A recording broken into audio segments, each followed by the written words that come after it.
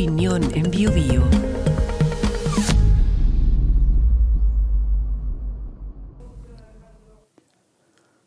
Desde fines del siglo XIX, el socialismo en Francia ha tenido una trayectoria de alzas y bajas, avances relevantes en el plano ideológico y electoral, pero también en los grados de influencia, tanto a nivel político como cultural.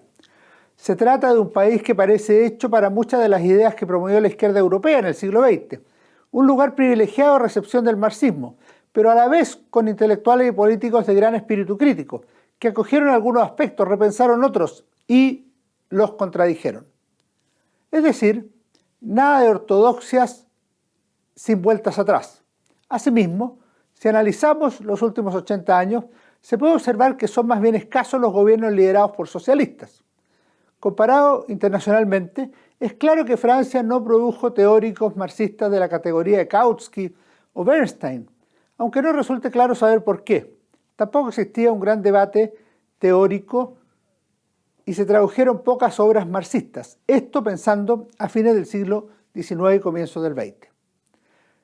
En su clásico libro 100 años de socialismo, publicado en Barcelona por Edasa el 2001, Donald Sassoon sostiene que uno de los problemas del socialismo francés es que estaba crónicamente escindido en sus líneas tanto organizativas como ideológicas. La división se expresaba en los seguidores de Charles Fourier, socialistas utópicos, de Saint-Simon, tecnócratas, de Louis Blanc, reformistas, y de Auguste Blanqui, insurgentes. Y mostraba una expresión negativa de la situación. En Francia solo 1 millón de trabajadores estaban organizados, mientras que en Alemania o en Gran Bretaña sus sindicatos llegaban a los 3 millones de miembros. A pesar de ello, Francia tenía algunos elementos históricos y simbólicos que podrían contribuir a un cambio social en el futuro. Entre ellos destacaban ciertamente la Revolución Francesa de 1789 o la Comuna de París, casi un siglo después, que despertaban sueños e ilusiones, servían de punto de partida o mostraban que efectivamente era posible cambiar el mundo, según era la esperanza de los marxistas y de la izquierda en general, fueran ellos comunistas o socialistas. En la década de 1893, la situación comenzó a mejorar para este sector. En esa oportunidad, los socialistas lograron elegir 37 diputados y llegaron a tener más de 500.000 sufragios entre las diversas expresiones del socialismo, en lo que podría considerarse un buen resultado en términos relativos. Entre esos diputados destacaba Jean Jaurès, un hombre joven y talentoso que pronto llegaría a ser uno de los líderes de la colectividad.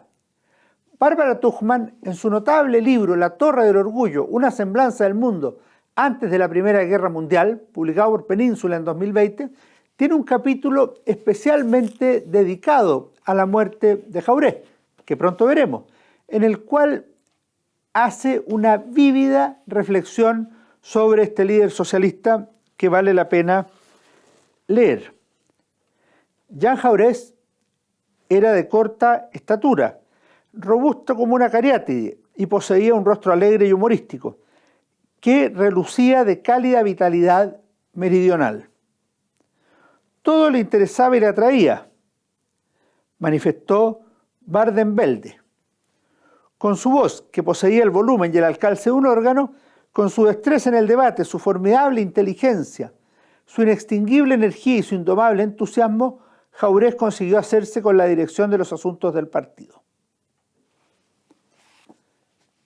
El Partido Socialista francés derivaba del Partido Obrero francés, el POF, que había fundado Jules Guesde en 1879, el simbólico año del primer centenario de la Revolución Francesa y pocos años después de la Comuna de París. Su doctrina, como dice Sassoon, era de un marxismo vulgarizado, en tanto su objetivo era el derrocamiento del Estado capitalista, a lo que se sumaba la tradición revolucionaria francesa, tendencias de democratización directa y un claro anticlericalismo, bastante odioso por lo demás. Guesde y Jaurès eran las dos grandes figuras del socialismo francés, si bien se trataba de personajes de perfiles diferentes, aunque compartían haber llegado al socialismo a través del radicalismo librepensador. En la última década del siglo XIX, Jaurès se había comprometido en el caso Dreyfus, que ya hemos visto en estos comentarios históricos en Biobío TV, mientras Guesde y el POF se mantuvieron al margen, en una posición de neutralidad.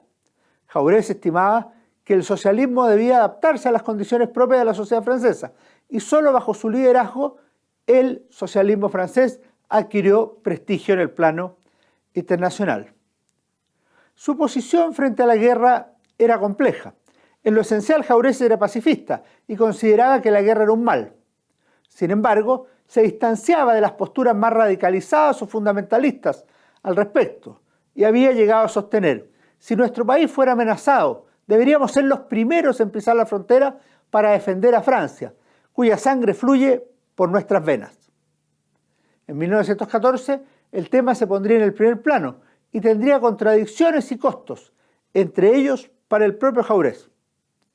Efectivamente, el socialista tuvo una muerte prematura, si se puede decir así.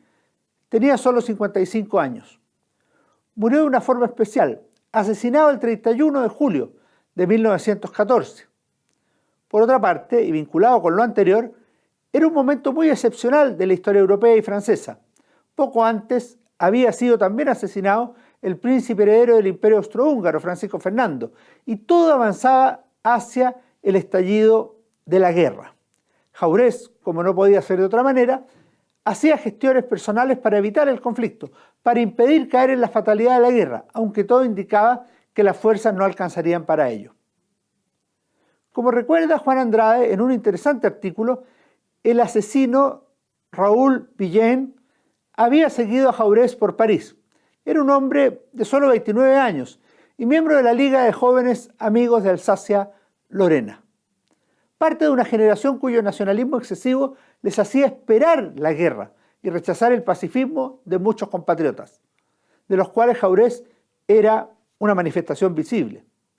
Pasadas las 21 horas de ese día, Villein disparó a Jaurès por la espalda, causando su muerte.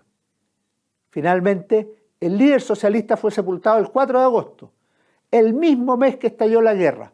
Las campanas doblaron en su honor. Léon Jouhaux, secretario general de la CGT, afirmó en su discurso en los funerales: esta guerra no la hemos querido nosotros. Conducidos a la lucha, nos movilizamos para rechazar al invasor, para salvar el patrimonio de la civilización y la ideología liberal que nos ha legado la historia. Una multitud acompañó en esa dolorosa despedida a Jaurès y sus restos descansan en el Panteón de París. Poco después, Trotsky, el revolucionario ruso, hizo un recuerdo que no deja de resultar impresionante y calificaba el asesinato de Jaurès como el último eslabón de una confusa campaña de odio, mentiras y calumnias que mantenían contra él todos sus enemigos. En síntesis, el bolchevique expresaba: el torrente furioso de los acontecimientos que se produjeron tras esta muerte no ha logrado oscurecer el recuerdo de Jaurès y solo ha conseguido desviar parcialmente la atención de él. En la vida política francesa hay un gran vacío. Aún no han surgido los nuevos jefes del proletariado que reclama el carácter del nuevo periodo revolucionario. Los viejos no hacen más que recordar con énfasis que Jaurès ya no existe. Es probable que sea una exageración pensar que el líder socialista francés representaba la última resistencia que existía para la guerra. Sin embargo, rápidamente el mundo de la izquierda y los socialistas en particular comenzaron a avanzar hacia ella.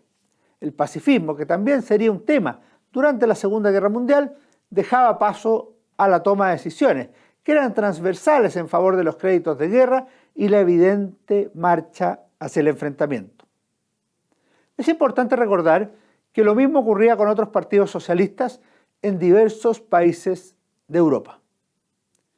La izquierda enfrentó muchos problemas a fines del siglo XIX y a comienzos del siglo XX.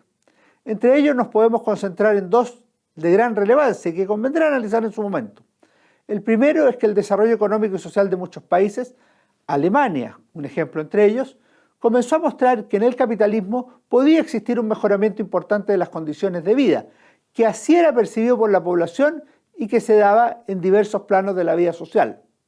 Con ello, la historia mostraba su distanciamiento con muchas de las predicciones de Marx y tomaba su propio ritmo y destino. El segundo tema fue la creciente división en el seno de los partidos socialistas o socialdemócratas europeos, ante el surgimiento de fuerzas de izquierda dentro de ellos o al margen de ellos.